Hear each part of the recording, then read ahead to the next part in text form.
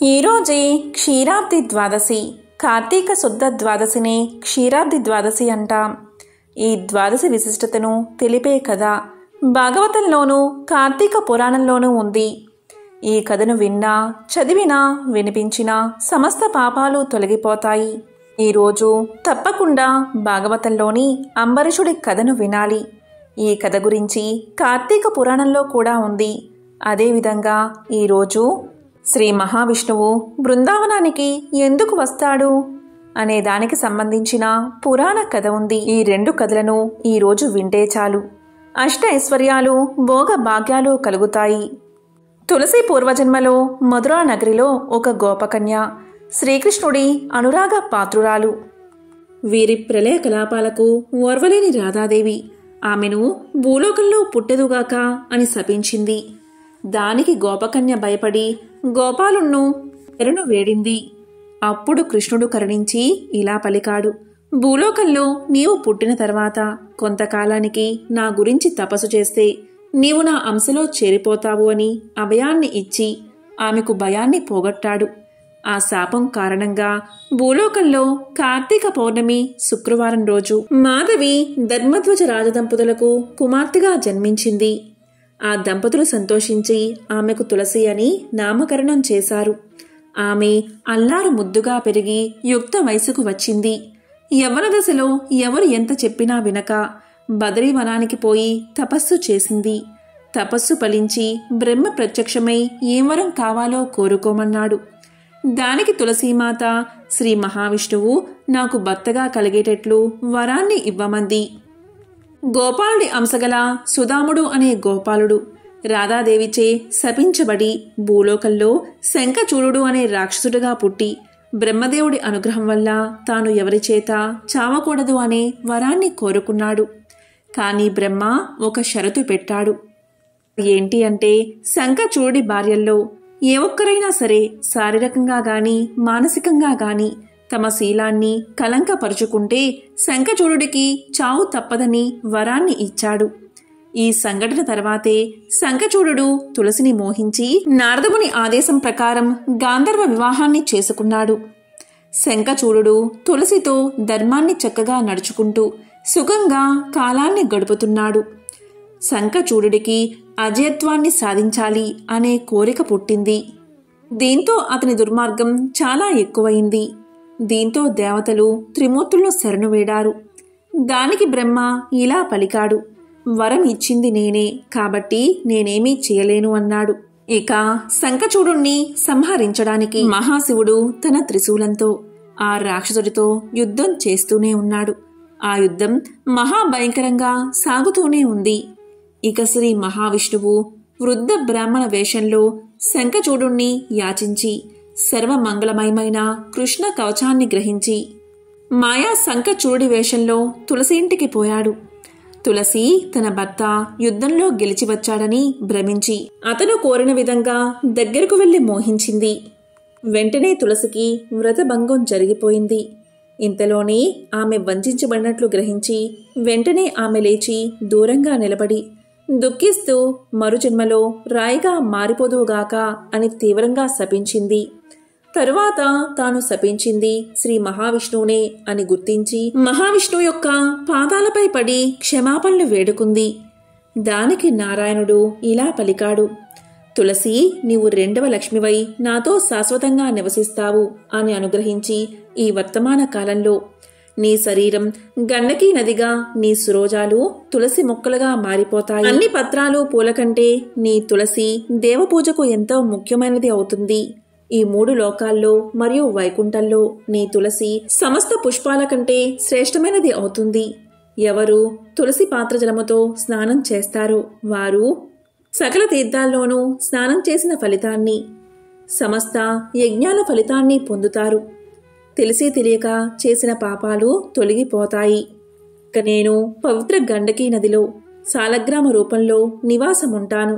అక్కడ ఒక విశిష్ట కీటకం నా లోపలికి చేరి చక్రాలను రచిస్తుంది. సాలగ్రామ శిలలు ఉండి పూజకు తులసి లేకపోతే జన్మ జన్మాంతరాలు భార్యా విజేదం కలుగుతుంది. తులసి, శంఖము, సాలగ్రామం ఒకచోట ఉంచిన వారు నాకు ఎంతో ప్రియమైన వారవుతారు. అని ఆమెను సమాధానపరిచి మహావిష్ణువు అభయాన్ని ఇచ్చాడు. ఈ విధంగా కార్తీక శుద్ధ ద్వాదశి రోజు తులసి వనంలోకి శ్రీ మహావిష్ణువు వస్తాడు. మారువేషంలో తులసి దగ్గరకు వెళ్ళింది కూడా ఇదే రోజు. ఈ విధంగా బృందావనానికి శ్రీ మహావిష్ణువు లోక కళ్యాణం కోసం వెళ్తాడు. అందుకే ఈరోజు ఉసిరి కొమ్మను తులసి చెట్టులో ఉంచి పూజిస్తారు. ఈ ద్వాదశి రోజు తులసి సహిత లక్ష్మీనారాయణులు పూజిస్తే అన్ని రకాల పాపాలు తొలగిపోతాయి. ఈ క్షీరాబ్ది ద్వాదశి రోజు ఎన్ని దీపాలు వెలిగిస్తామో అంత పుణ్యం మనకు కలుగుతుంది. ఈరోజు తప్పనిసరిగా వినాల్సిన కథ ఏంటి అంటే అంబరీషోపాఖ్యానం. పూర్వం అంబరీషుడు అనే రాజు ఉండేవాడు. అతడు పరమ భాగవోత్తముడు, ద్వాదశి వ్రతప్రియుడు. అంబరీషుడు ప్రతి ద్వాదశి రోజు తప్పకుండా వ్రతాన్ని చేస్తూ ఉండేవాడు. ఒక ద్వాదశి నాడు ద్వాదశి గడియలు స్వల్పంగా ఉన్నాయి. అందువల్ల ఆ రోజు పెందలకడనే వ్రతాన్ని ముగించి బ్రాహ్మణ సమారాధన చేయదలిచి సిద్ధంగా ఉన్నాడు. అదే సమయానికి అక్కడకు కోప స్వభావుడైన దూర్వాసుడు వచ్చాడు. అంబరీషుడు ఆ మున్ని గౌరవించి ద్వాదశి గడియల్లో పారాయణ చెయ్యాలి కాబట్టి త్వరగా స్నానానికి వెళ్లి రమ్మని కోరాడు. దూర్వాసుడు అందుకు అంగీకరించి సమీపంలో ఉన్న నదికి స్నానానికై వెళ్లాడు. అంబరీషుడు ఎంతసేపు వేచి ఉన్నా దూర్వాసుడు రాలేదు. ద్వాదశి గడియలు దాటిపోతున్నాయి. అందుచేత అంబరీషుడు తనలో తాను ఇలా అనుకున్నాడు: ఇంటికొచ్చిన దూర్వాసుణ్ణి భోజనానికి రమ్మన్నాను. ఆ ముని నదికి స్నానానికి వెళ్లి ఇంతవరకు రాలేదు.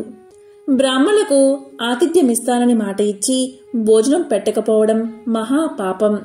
అది గృహస్థులకు ధర్మం కాదు. ఆయన వచ్చే వరకు ఆగితే ద్వాదశి గడియలు దాటిపోతాయి, వ్రతభంగం అవుతుంది. ఈ ముని మహాకోపస్వభావం కలవాడు. ఆయన రాకుండా నేను భోంచేస్తే నన్ను శపిస్తాడు. నాకేమీ తోచడం లేదు. బ్రాహ్మణ భోజనాన్ని అతిక్రమించరాదు. ద్వాదశి గడియలు మించిపోకూడదు. గడియలు దాటిపోయిన తర్వాత భోంచేస్తే హరిభక్తిని వదిలినవాడవుతాను. ఏకాదశి నాడు ఉన్న ఉపవాసం నిష్కలం అవుతుంది. ద్వాదశి విడిచి భోంచేస్తే భగవంతునకు భోజనం చేసిన దుర్వాసుడుకు కోపం వస్తుంది. అదీ కాక ఈ నియమాన్ని నేను అతిక్రమిస్తే వెనుకటి జన్మయందు చేసిన పుణ్యం నశిస్తుంది. దానికి ప్రాయచిత్తం లేదు అని ఆలోచించి బ్రాహ్మణ శాపానికి భయం లేదు. ఆ భయాన్ని శ్రీ మహావిష్ణువే పోగొట్టగలడు. కాబట్టి నేను ద్వాదశి గడియల్లో భోజనం చేయడమే ఉత్తమం. అయినా పెద్దలతో ఆలోచించడం మంచిది అని సర్వజ్ఞులైన కొందరు పండితుల్ని పిలిచి వారితో ఇలా పలికాడు: ఓ పండిత శ్రేష్ఠులారా, నిన్నటి దినమున ఏకాదశి అవడం వల్ల నేను కటిక ఉపవాసం ఉన్నాను. ఈరోజు స్వల్పంగా మాత్రమే ద్వాదశి గడియలు ఉన్నాయి. ద్వాదశి గడియల్లోనే భోజనం చేయాలి. ఇంతలో నా ఇంటికి దూర్వాస మహాముని వీచ్చేశారు. ఆ మహామునిని నేను భోజనానికి ఆహ్వానించాను. అందుకు ఆయన అంగీకరించి నదికి స్నానార్థమై వెళ్లి ఇంతవరకు రాలేదు. ఇప్పుడు ద్వాదశి గడియలు దాటిపోతున్నాయి. బ్రాహ్మణుణ్ణి వదిలి ద్వాదశి గడియల్లో భోంచెయ్యవచ్చా, లేక వ్రతభంగాన్ని సమ్మతించి ముని వచ్చే వరకు వేచి ఉండాలా? ఈ రెండిటిలో ఏది ముఖ్యమైనదో తెలపండి అని కోరాడు. అంతటా ఆ ధర్మజ్ఞులైన పండితులు ధర్మశాస్త్రాలు పరిశోధించి విమర్శ ప్రతివిమర్శలు చేసుకుని దీర్ఘంగా ఆలోచించి ఇలా పలికారు: మహారాజా, సమస్త ప్రాణికోటిలా గర్భకుహ్రమందు జఠరాగ్ని రూపమున రహస్యంగా ఉన్న అగ్నిదేవుడు ఆకలిని పుట్టించి ప్రాణుడు భుజించిన చతుర్విధ అన్నమును పచనం గావించి దేహేంద్రియాదులకు శక్తిని ఇస్తున్నాడు. ప్రాణవాయువు సహాయంతో జఠరాగ్ని ప్రజ్వరిల్లుతుంది. అది చెలరేగిన క్షుద్బాధ దప్పిక కలుగుతుంది. ఆ తపము చల్లార్చాలి అంటే అన్నము నీరు పుచ్చుకుని శాంతపరచాలి. శరీరానికి శక్తి కలగజేసేవాడు అగ్నిదేవుడు. దేవతలందరికంటే అధికుడై దేవపూజ్యుడు అయ్యాడు. ఆ అగ్నిదేవుణ్ణి అందరూ సదా పూజించాలి. గృహస్థు ఇంటికి వచ్చిన అతిథి కడజాతి వాడైనా భోజనం పెడతానని చెప్పి వానికి పెట్టకుండా తినరాదు. అందులోనూ వేదాంగ విద్యా విశారదుడు మహాతపస్సాలి సదాచార సంపన్నుడు అయిన దూర్వాస మహాముని భోజనానికి పిలిచి అతనికి పెట్టకుండా తాను భోంచేయడం వల్ల మహాపాపాలు కలుగుతాయి. అందువల్ల ఆయుక్షీణం కలుగుతుంది. దుర్వాసుడంతటి వాణ్ణి అవమానం చేస్తే పాపం సంప్రాప్తమవుతుంది అని విశదపరిచారు. అంబరీష, పూర్వజన్మలో కించిత్ పాప విశేషం వల్ల నీకీ అనర్థం వచ్చింది. నీ బుద్ధిచే దీర్ఘంగా ఆలోచించి నీకు ఎలా అనిపిస్తుందో అలాగే చెయ్యి. ఇక మాకు సెలవు ఇప్పించు అని పండితులు పలికారు. అంతా అంబరీషుడు ఇలా అన్నాడు. ఓ పండితోత్తములారా, నా నిశ్చిత అభిప్రాయాన్ని ఆలకించి వెళ్ళండి. ద్వాదశి నిష్టను విడవడం కన్నా విప్రశాపం అధికమైంది కాదు. జలపానం చేయడం వల్ల బ్రాహ్మణుణ్ణి అవమానపరచడం కాదు, ద్వాదశిని విడవడమూ కాదు. అప్పుడు దుర్వాసుడు నన్ను ఎలా నిందిస్తాడు? నిందించడు. మొదట పుణ్యఫలం నశించదు కాబట్టి జలపానం చేసి ఊరుకుంటాను అని వారి ఎదుటే జలపానం చేశాడు. అంబరీషుడు జలపానం చేసిన మరుక్షణమే దూర్వాసుడు స్నాన జపాదులు పూర్తి చేసుకుని అక్కడికి వచ్చాడు. వచ్చిన వెంటనే ఆ ముని మహారౌద్రాకారుడై కళ్ళ వెంట నిప్పులు కక్కుతూ ఇలా అన్నాడు. ఓరీ మదాంత, నన్ను భోజనానికి రమ్మని నేను రాకుండానే నువ్వు ఎలా భోంచేశావు? ఎంత దుర్మార్గము, ఎంత నిర్లక్ష్యము, ఎంతటి ధర్మ పరిత్యాగివి! అతిథికి అన్నం పెడతానని ఆశ చూపి పెట్టకుండా తాను తిన్నవాడు మలభక్షకుడు అవుతాడు. అలాంటి అధముడు మరుజన్మలో పురుగై పుడతాడు. నీవు భోజనానికి బదులు జలపానం చేశావు. అది భోజనంతో సమానమైనదే. నీవు అతిథిని విడిచి భోజనం చేశావు కాబట్టి నీవు నమ్మకద్రోహి అవుతావే కాని హరిభక్తుడివి ఎలా కాగలవు? శ్రీహరి బ్రాహ్మణ అవమానాన్ని సహించడు. నన్ను అవమానించడం శ్రీహరిని అవమానించడమే. నీవంటి హరినిందాపరుడు మరియొకడు లేడు. నీవు మహాభక్తుడవని అతి గర్వం కలవాడవై ఉన్నావు. ఆ గర్వంతోటే నీవు నన్ను భోజనానికి ఆహ్వానించి అవమానపరిచి నిర్లక్ష్యంగా జలపానం చేశావు. అంబరీష, నీవు ఎలా పవిత్ర రాజకుటుంబంలో పుట్టినావురా? నీ వంశం కలంకం కాలేదా అని కోపంతో నోటికి వచ్చినట్లు తిట్టాడు. అంబరీషుడు ముని కోపానికి గడగడా వణుకుతూ ముకులిత హస్తాలతో ఇలా అన్నాడు. మహానుభావా, నేను ధర్మహీనుడను. నా అజ్ఞానంచే నేనీ కార్యాన్ని చేశాను. నన్ను రక్షించండి. బ్రాహ్మణులకు శాంతే ప్రధానము. మీరు తపోధనులు, దయా దాక్షిణ్యాలు కలవారు కాబట్టి నన్ను కాపాడండి అని అతని పాదాలపై పడ్డాడు. దయాశూన్యుడైన దుర్వాసుడు అంబరీషుడి తలను తన ఎడమకాలితో తన్ని, దోషికి శాపం ఇయ్యకుండా ఉండరాదు. నీవు మొదటి జన్మలో చేపగాను, రెండవ జన్మలో తాబేలుగాను, మూడవ జన్మలో పందిగాను, నాలుగవ జన్మలో సింహంగాను, ఐదవ జన్మలో వామనుడిగాను, ఆరవ జన్మలో క్రూరుడువైన బ్రాహ్మణుడుగాను, ఏడవ జన్మలో మూఢుడువైన రాజుగాను, ఎనిమిదవ జన్మలో రాజ్యం కాని సింహాసనం కాని లేనట్టి రాజుగాను, తొమ్మిదవ జన్మలో పాషాండ మతస్థునిగాను, 10వ జన్మలో పాప బుద్ధి గల దయలేని బ్రాహ్మణుడుగాను పుట్టెదుగాక అని వెనుక ముందు ఆలోచించక శపించెను. ఇంకా కోపం తగ్గనందున మరలా శపించుటకు ఉద్యుక్తుడు అవుతుండగా శ్రీ మహావిష్ణువు బ్రాహ్మణ శాపం వృధా కాకూడదని తన భక్తునికి ఏ అపాయం కలగకుండా ఉండడానికి అంబరీషుని హృదయంలో ప్రవేశించి ఇలా పలికాడు. మునివర్యా, అలాగే మీ శాపాన్ని అనుభవిస్తాను అని ప్రాధేయపడ్డాడు. కాని దుర్వాసుడు ఇంకా కోపం పెంచుకుని శపించబోగా శ్రీమన్నారాయణుడు తన సుదర్శన చక్రాన్ని అడ్డు పెట్టెను. ఆ సుదర్శనం కోటి సూర్య ప్రభలతో అగ్నిజ్వాలు కక్కుతూ దూర్వాసునిపై పడబోయింది. అంత దూర్వాసుడు ఆ చక్రం తనను మసిచేయనని తలంచి ప్రాణాలపై ఆశ కలిగి అక్కడ్నుండి బతుకు జీవుడా అని పరుగుపెట్టాడు. మహా తేజస్సుతో చక్రాయుధం దూర్వాసుని తరుముచూ ఉంది. దూర్వాసుడు తన్ను కాపాడమని భూలోకంలో ఉన్న మహాముళ్లను, దేవలోకానికి వెళ్లి దేవేంద్రుణ్ణి, బ్రహ్మలోకానికి వెళ్లి బ్రహ్మదేవుణ్ణి, కైలాసానికి వెళ్లి పరమేశ్వరుణ్ణి ఎంత ప్రార్థించినా వారు సైతం చక్రాయుధం బారి నుండి దూర్వాసుణ్ణి కాపాడలేకపోయారు. ఆ విధంగా ముక్కోపి అయిన దూర్వాసుడు భూలోకము, భువర్లోకము, పాతాళలోకము, సత్యలోకాలకు తిరిగి తిరిగి అన్ని లోకాల్లోనూ తన్ను రక్షించేవారు లేకపోవడం వల్ల వైకుంఠంలో ఉన్న మహావిష్ణువు దగ్గరకు వెళ్ళి ఇలా పలికాడు. వాసుదేవ, జగన్నాథ, శరణాగత రక్షణ బిరుదాంకిత, రక్షించుము. నీ భక్తుడైన అంబరీషునకు కీడు చెయ్యదలిచిన నేను బ్రాహ్మణుణ్ణి కాను. ముక్కోపినై మహా అపరాధం చేశాను. నీవు బ్రాహ్మణ ప్రియుడవు. బ్రాహ్మణుడైన భృగు మహర్షి నీ యురంపై తన్నినను సహించావు. ఆ కాలిగుర్తు నేటికిని నీ వక్షస్థలమందున్నది. ప్రశాంత మనస్కుడివై అతన్ని రక్షించినట్లే కోపంతో నీ భక్తునికి శాపమిచ్చినా నన్ను కూడా రక్షించుము. శ్రీహరి, నీ చక్రాయుధం నన్ను చంపవస్తున్నది అని దూర్వాసుడు శ్రీమన్నారాయణ్ణి పరిపరి విధాలా ప్రార్థించాడు. ఆ విధంగా దూర్వాసుడు అహంకారాన్ని వదిలి తనను ప్రార్థించడం చూసి శ్రీహరి చిరునవ్వు నవ్వి, దూర్వాసా, నీ మాటలు యథార్థాలు. నీ వంటి తపోధనులు నాకు అత్యంత ప్రియులు. నీవు బ్రాహ్మణ రూపమున పుట్టిన రుద్రుడవు. నిన్ను చూసిన వారు 3 లోకాలయందు భయపడకుండా ఉంటారా? నేను త్రికరణులచే బ్రాహ్మణులకు మాత్రం ఎట్టి హింస కలిగించను. ప్రతి యుగమందున గో, దేవ, బ్రాహ్మణ, సాధు జనులకు సంభవించే ఆపదలను పోగొట్టడానికి ఆయా పరిస్థితులకు తగిన రూపాలు ధరించి దుష్ట శిక్షణ, శిష్ట రక్షణ చేస్తాను. నీవు అకారణంగా అంబరీషుణ్ణి శపించావు. నేను శత్రువుకైనను మనోవాకాయాలందు కూడా కీడు తలపెట్టను. ఈ ప్రపంచమందు కల ప్రాణి సమూహము నా రూపంగానే చూస్తాను. అంబరీషుడు ధర్మయుక్తంగా ప్రజాపాలన చేస్తూ ఉన్నాడు.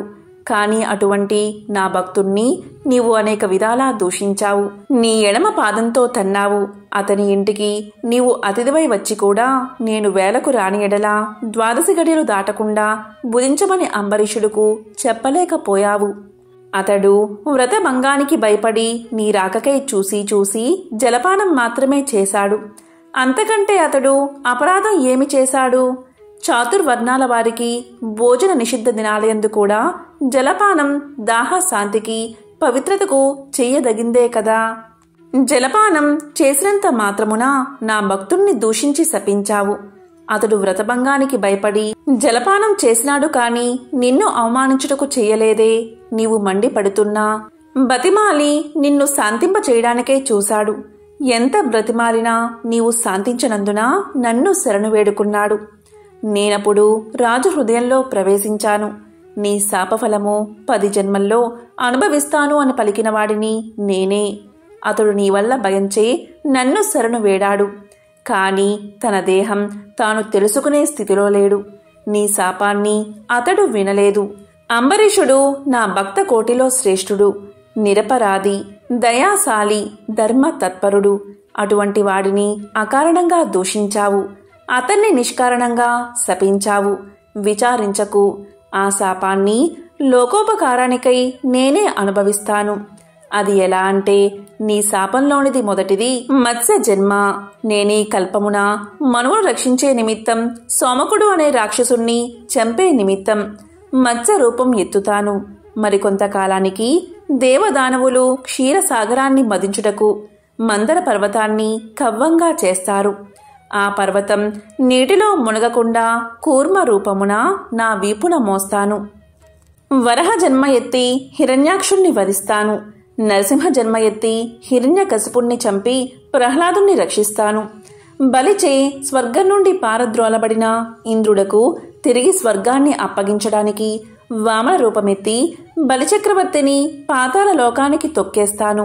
భూభారాన్ని తగ్గించడానికై క్షత్రియులు చంప బ్రాహ్మణునై జన్మించి భూభారాన్ని తగ్గిస్తాను. లోకకంటకుడైన రావణుణ్ణి చంపి లోకోపకారం చేయడానికి రఘువంశమున రాముడై జన్మిస్తాను. తరువాత యదువంశమున కృష్ణుడిగా, కలియుగమున బుద్ధుడిగా, కలియుగాంతమున విష్ణు చిత్తుడను విప్రుడి ఇంట కల్కి అనే పేరుతో జన్మించి గుర్రాన్ని ఎక్కి తిరుగుతూ బ్రహ్మద్వేషులందరినీ మట్టు పెడతాను. నీవు అంబరీషుడికి శాపరూపమును ఇచ్చిన 10 జన్మలు ఈ విధంగా పూర్తి చేస్తాను. ఈ విధంగా నా దశావతారాలను సదా స్మరించే వారికి సమస్త పాపాలు హరింపచేసి వైకుంఠ ప్రాప్తిని నొసంగుతాను. ఇది ముమ్మాటికి తథ్యము. ఓ దుర్వాసముని, నీవు అంబరీషుణ్ణి శపించిన విధంగా ఆ 10 జన్మలు నాకు సంతోషకరమైనవే. నేను అవతారాలు ఎత్తడం కష్టం కాదు. నీవు తపస్సాలివి. నీ మాటలకు విలువ ఇవ్వాలి. కాబట్టి అందుకే నేను అంగీకరించాను. బ్రాహ్మణుల మాట అసత్యమైతే వారికి గౌరవం ఉండదు. ఇటు భక్తులను కాపాడడం, అటు బ్రాహ్మణుల మాట తప్పకుండా ఉండడం నా కర్తవ్యం. నీవు అంబరీషుని ఇంట భోంచేయకుండా వచ్చినందుకు అతడు ఎంతో బాధపడి బ్రాహ్మణ పరివృతుడై ప్రాయోపవేశం మొనర్చాడు. ఆ కారణం వల్ల విష్ణు చక్రం నిన్ను బాధించాలి అనుకుంది. ప్రజారక్షణమే రాజధర్మం కాని ప్రజాపీడనం కాదు. ఒక బ్రాహ్మణుడు దుష్టుడైతే వాణ్ణి జ్ఞానులకు బ్రాహ్మణులే శిక్షించాలి. ఒక విప్రుడు పాపి అయితే మరొక విప్రుడే దండించాలి. ధనుర్బాణాలు ధరించి ముష్కరుడై యుద్ధానికి వచ్చిన బ్రాహ్మణుని తప్ప మరెవరిని ఎప్పుడూ దండించకూడదు. బ్రాహ్మణ యువకుడిని దండించుట కంటే పాతకం లేదు. విప్రుణ్ణి హింసించువాడు, హింసింపచేసేవాడు బ్రాహ్మణ హంతకులని న్యాయశాస్త్రాలు ఘోషిస్తున్నాయి. బ్రాహ్మణుణ్ణి సిగబట్టి లాగినవాడు, కాలితో తన్నినవాడు, విప్రద్రవ్యాన్ని హరించేవాడు, బ్రాహ్మణుణ్ణి గ్రామం నుండి తరిమినవాడు, విప్ర పరిత్యాగం చేసినవాడు బ్రహ్మహంతకులే అవుతారు. కాబట్టి ఓ దూర్వాస మహర్షి, అంబరీషుడు నీ గురించి తపస్సాలియు విప్రోత్తమును అయిన దూర్వాసుడు నా మూలాన ప్రాణ సంకటం పొందుతున్నాడు. అయ్యో, నేను బ్రాహ్మణ హంతకుడిని అయ్యానే అని పరితాపం పొందుతున్నాడు. కాబట్టి నీవు వేగమే అంబరీషుని దగ్గరకు వెళ్ళు. అందువల్ల మీ ఇద్దరికీ శాంతి కలుగుతుంది అని విష్ణువు దూర్వాసుడికి నచ్చచెప్పి అంబరీషుని వద్దకు పంపాడు. అలా దూర్వాసుడు శ్రీమన్నారాయణుడి దగ్గర సెలవు తీసుకుని తన్ను వెన్నంటి తరుముతున్న విష్ణు చక్రాన్ని చూసి భయపడుతూ తిరిగి మళ్లీ భూలోకానికి వచ్చి అంబరీషుని దగ్గరకు వెళ్లి, అంబరీషా, ధర్మ పాలక, నా తప్పు క్షమించి నన్ను రక్షించు. నీకు నా పైగల అనురాగంతో ద్వాదశి పారాయణకు ఆహ్వానించావు. కాని నిన్ను కష్టాల పాలు చేసి వ్రతభంగం చేయించి నీ పుణ్యఫలాన్ని నాశనం చెయ్యాలి అనుకున్నాను. కాని నా దుర్బుద్ధి నన్నే వెంటాడి నా ప్రాణాలు తీయడానికి సిద్ధమైనది. నేను విష్ణువు దగ్గరకు వెళ్లి ఆ విష్ణు చక్రం వల్ల ఆపద నుండి రక్షించమని ప్రార్థించాను. ఆ పురాణ పురుషుడు నాకు జ్ఞానోపదేశం చేసి నీ వద్దకు వెళ్ళమని చెప్పాడు. కాబట్టి నీవే నాకు శరణ్యము. నేను ఎంతటి తపస్సాలినైనను, ఎంత నిష్ఠ గలవాడైనను నీ నిష్కలంక భక్తి ముందు ఏవీ పనిచెయ్యలేదు. నన్నీ విపత్తు నుండి కాపాడు అని అనేక విధాలా ప్రార్థించగా అంబరీషుడు శ్రీమన్నారాయణుణ్ణి ధ్యానించి, ఓ సుదర్శన చక్రమా, నీకివే నా మనఃపూర్వక వందనాలు. ఈ దూర్వాస మహాముని తెలిసో తెలియకో తొందరపాటుగా ఈ కష్టాలు కొని తెచ్చుకున్నాడు. అయినా ఇతడు బ్రాహ్మణుడు కాబట్టి ఇతన్ని చంపకూడదు. ఒకవేళ నీ కర్తవ్యాన్ని నిర్వహించాలి అనుకుంటున్నావేమో, ముందు నన్ను చంపి తర్వాత దుర్వాసుణ్ణి చంపు. నీవు శ్రీమన్నారాయణుడి ఆయుధానివి. నేను ఆ శ్రీమన్నారాయణుడి భక్తుడను. నాకు ఆ శ్రీమన్నారాయణుడే ఇలవేల్పు, దైవము. నీవు శ్రీహరి చేతిలో నుండి అనేక యుద్ధాలలో అనేక మంది లోకకంటుకులను చంపితివి కాని శరణు కోరిన వారిని ఇంతవరకు చంపలేదు. అందువల్లే ఈ దుర్వాసుడు ముల్లోకాలు తిరిగినా ఇతన్ని వెంటాడుతూనే ఉన్నావు కాని చంపడం లేదు. దేవా, సురాసురాది భూతకోటి అన్నియు ఒక్కటిగా ఏకమైనను నిన్నేమీ చెయ్యజాలవు. నీ శక్తికి ఏ విధమైన అడ్డూ లేదు. ఈ విషయం లోకమంతటికీ తెలుసును. అయినా మునిపుంగవునికి ఏ అపాయమూ కలగకుండా రక్షించమని ప్రార్థిస్తున్నాను. నీ యందు ఆ శ్రీమన్నారాయణుడి శక్తి ఈమిడి ఉన్నది. నిన్ను వేడుకుంటున్న నన్ను శరణు వేడిన ఈ దూర్వాసుణ్ణి రక్షించుము అని అనేక విధాలా స్తుతించడం వల్ల అతి రౌద్రాకారంతో నిప్పులు గక్కుతున్న విష్ణు చక్రాయుధం అంబరీషుడి ప్రార్థనలకు శాంతించి, ఓ భక్తాగ్రేశ్వర అంబరీష, నీ భక్తిని పరీక్షించడానికే ఈ విధంగా చేశాను కాని వేరేలా కాదు. అత్యంత దుర్మార్గులు, మహాపరాక్రమవంతులైన మధు కైటబులను దేవతలందరూ ఏకమై కూడా చంపజాలని మూర్ఖులను నేను దుర్మార్గం నీకు తెలుసు కదా. ఈ లోకంలో దుష్ట శిక్షణ, శిష్ట రక్షణకై శ్రీహరి నన్ను వినియోగించి ముల్లోకాల యందు ధర్మాన్ని స్థాపిస్తూ ఉంటాడు. ఇది అందరికీ తెలిసిన విషయమే. ముక్కోపి అయిన దూర్వాసుడు నీపై పగబూని నీ వ్రతాన్ని నాశనం చేసి నానా ఇక్కట్లు పెట్టాలి అని కన్ను ఎర్రజేసి నీ మీద చూపిన రౌద్రాన్ని నేను తిలకించాను. నిరపరాధివగు నిన్ను రక్షించి ఈ ముని గర్వం అనచాలని తరుముతున్నాను. ఇతడు కూడా సామాన్యుడు కాదు. ఇతను రుద్రాంశ సంభూతుడు, బ్రహ్మ తేజస్సు కలవాడు, మహా తపస్సాలి. రుద్రతేజము భూలోక వాసులందరినీ చంపగలదు కాని శక్తిలో నాకంటే ఎక్కువేమీ కాదు. సృష్టికర్త అయిన బ్రహ్మ తేజస్సు కంటే, కైలాసపతియగు మహేశ్వరుని తేజస్సు కంటే ఎక్కువైన శ్రీహరి తేజస్సుతో నిండి ఉన్న నాతో రుద్ర తేజస్సు గల దూర్వాసుడు కాని, క్షత్రియ తేజస్సు గల నీవు కాని తులతూగరు, నన్ను ఎదుర్కోలేరు. తనకన్నా ఎదుటివాడు బలవంతుడై ఉన్నప్పుడు అతనితో సంధి చేసుకోవడం ఉత్తమం. ఈ నీతిని ఆచరించేవారు ఎటువంటి విపత్తుల నుండైనా తప్పించుకోగలరు. ఇంతవరకు జరిగిందంతా విస్మరించి శరణార్థే వచ్చిన ఆ దూర్వాసుని గౌరవించి నీ ధర్మం నీవు నిర్వహించు అని చక్రాయుధం పలికింది. అంబరీషుడు ఆ మాటలు విని, నేను దేవ, గో, బ్రాహ్మణాదుల యందు, స్త్రీల యందు గౌరవం కలవాడిని. నా రాజ్యంలో సర్వజనులు సుఖంగా ఉండాలి అనే అభిలాష కలవాడిని. శరణు కోరిన ఈ దుర్వాసుని నన్ను కరుణించి రక్షించు. వేల కొలది అగ్నిదేవతలు, కోట్ల కొలది సూర్య మండలాలు ఏకమైన నీ శక్తికి తేజస్సుకి సాటిరావు. నీవు అలాంటి తేజోరాశివి. మహావిష్ణువు లోక నిందితులపై, లోక కంటకులపై, దేవ, గో, బ్రాహ్మణ హింసాపరులపై నిన్ను ప్రయోగించి వారిని శిక్షించి తన కుక్షియందున్న 14 లోకాలను కంటికి రెప్పవలే కాపాడుతున్నాడు.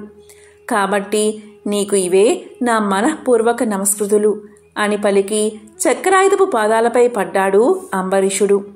అంతటా సుదర్శన చక్రం అంబరీషుణ్ణి లేవదీసి గాఢాలింగనమర్చి, అంబరీషా, నీ నిష్కలంక భక్తికి మెచ్చాను.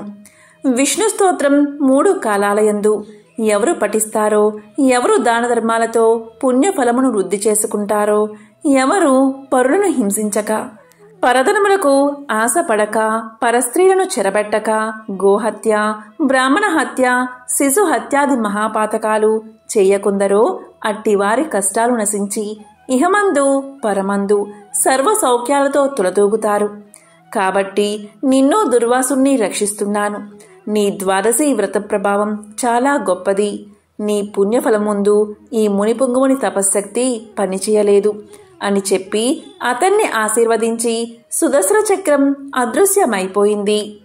ఆ తర్వాత అంబరీషుడు దుర్వాసుని పాదాలపై పడి దండ ప్రణామాలు ఆచరించి పాదాలు కడిగి ఆ కడిగిన నీళ్లను తన శిరస్సుపై చల్లుకుని, ఓ మునిశ్రేష్ఠ, నేను సంసార మార్గమందున్న ఒక సామాన్య గృహస్థుడను. నా శక్తి కొలది నేను శ్రీమన్నారాయణ్ణి సేవిస్తాను. ద్వాదశి వ్రతం చేసుకుంటూ ప్రజలకు ఎట్టి కీడు రాకుండా ధర్మవత్తుండై రాజ్యం ఏలుతున్నాను.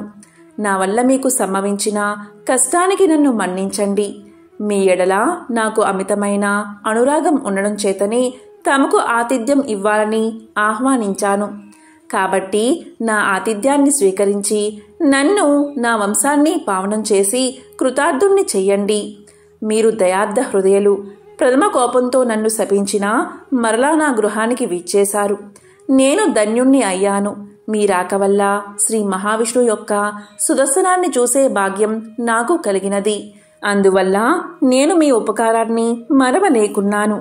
మహానుభావా, నా మనస్సు సంతోషంచే మిమ్మల్ని ఎలా స్తుతించాలో నా నోట పలుకులు రాకున్నవి.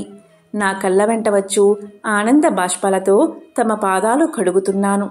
తమకు ఎంత సేవ చేసిననో ఇంకా రుణపడి ఉంటాను. కాబట్టి ఓ పుణ్యపురుష, నాకు మరలా నరజన్మ రాకుండా ఉండేటట్లు సదా మీ బోటి మునిశ్రేష్ఠుల యందు, ఆ శ్రీమన్నారాయణ యందు మనస్సు కలవాడనై ఉండేటట్లు నన్ను ఆశీర్వదించండి అని ప్రార్థించి సహపంక్తి భోజనానికి దయచేయమని ఆహ్వానించాడు. ఈ విధంగా తన పాదాలపై పడి ప్రార్థిస్తున్న అంబరీషుణ్ణి ఆశీర్వదించి ఇలా పలికాడు దూర్వాసుడు. రాజా, ఎవరు ఎదుటివారి బాధన నివారణ గావించి ప్రాణాలు కాపాడతారు, ఎవరు శత్రువులకైనా శక్తి కొలది ఉపకారం చేస్తారో అలాంటివారు తండ్రితో సమానమని ధర్మశాస్త్రాలు తెలియచేస్తున్నాయి. నీవు నాకు ఇష్టుడవు. తండ్రితో సమానువు అయ్యావు. నేను నీకు నమస్కారం చేస్తే నాకంటే చిన్నవాడు అవడం వల్ల నీకు ఆయుక్షీణం కలుగుతుంది. అందుచేత నీకు నమస్కారం చేయడం లేదు. నీవు కోరిన ఈ స్వల్ప కోరికను తప్పకుండా నెరవేరుస్తాను. పవిత్ర ఏకాదశి వ్రతనిష్ఠుడవగు నీకు మనస్తాపాన్ని కలగజేసినందుకు వెంటనే నేను తగిన ప్రాయశ్చిత్తాన్ని అనుభవించాను. నాకు సంభవించిన విపత్తును తొలగించుటకు నీవే దిక్కయ్యావు. నీతో భోజనం చేయడం నా భాగ్యం కాక మరొకటి అవుతుందా అని దూర్వాస మహాముని పలికి అంబరీషుని అభిష్టం ప్రకారం పంచభక్ష పరమాన్నాలతో సంతృప్తిగా విందు ఆరగించి అతని భక్తికి కడంగుడు ప్రశంసించి అంబరీషుణ్ణి దీవించి సెలవు తీసుకుని తన ఆశ్రమానికి వెళ్ళిపోయాడు. ఈ వృత్తాంతమంతయు కార్తీక శుద్ధ ద్వాదశి రోజున జరిగినది. ఎంతో పవిత్రమైన విశేషమైన ఈ కథలను విన్నా, చదివినా, చెప్పినా సకల శుభాలు కలుగుతాయి. ఓం నమో నారాయణాయ. ఓం నమో భగవతే వాసుదేవాయ.